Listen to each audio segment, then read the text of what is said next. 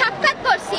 আমি এই বছর লিঙ্গুইস্টিক অলিম্পিয়াডে ন্যাশনাল পর্যায়ে যে সেকেন্ড প্রাইজ পেয়েছি ওনার হাত থেকে গর্বিত ছিলাম যে ও মাই গড আমি প্রাইম মিনিস্টারের কাছ থেকে অ্যাওয়ার্ড পাইছি। সেইটুকু বিষয় নিয়ে আমার আর গর্ব করার মতো কিছু আছে বলে আমার মনে হচ্ছে না, যেটা সত্যি কথা। সবার একটাই চাওয়া পাওয়া, স্টেপ ডাউন হাসিনা।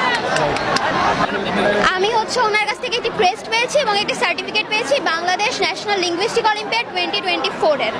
তো তখন আমার মনের অনুভূতিটা খুবই অন্যরকম ছিল যে আমি আমার পুরো স্কুলকে কি আমি আমার পুরো দেশকে রিপ্রেজেন্ট করতে পারছি। হয়তো আমি চাইলে ফিউচারে আরো ভালো অ্যাচিভমেন্ট গেইন করতে পারবো, কিন্তু সেই সময় আমার জীবনের সবথেকে বড় অ্যাচিভমেন্ট হিসেবে আমার কাছে সেটা চাওয়া পাওয়া পুরো অন্যরকম ছিল। কিন্তু এখন আমার এটা নিয়ে সত্যি বলতে কি একটু সামান্য ন্যূনতম পরিমাণের গর্বিত বোধ হয় না বলতে হয়ই না। আমার খুবই কষ্ট লাগছে, এতগুলো মানুষ এই যে প্রত্যেকটা দিন কষ্ট করে এসে আন্দোলন করছে, সবার কিন্তু একটাই চাওয়া পাওয়া স্টেপ ডাউন হাসিনা। কিন্তু সে কিন্তু সবই শুনছে বুঝছে।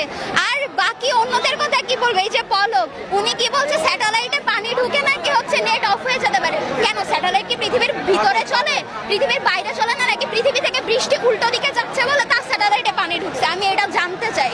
আমার মনের মধ্যে বহুত প্রশ্ন ঘুরছে, কিন্তু আমি এগুলো কাউকে করতে পারছি না। কেন পারছি না? কারণ এগুলোর উত্তর কেউ আমাকে এসে দিচ্ছে না, আর দেবেও না।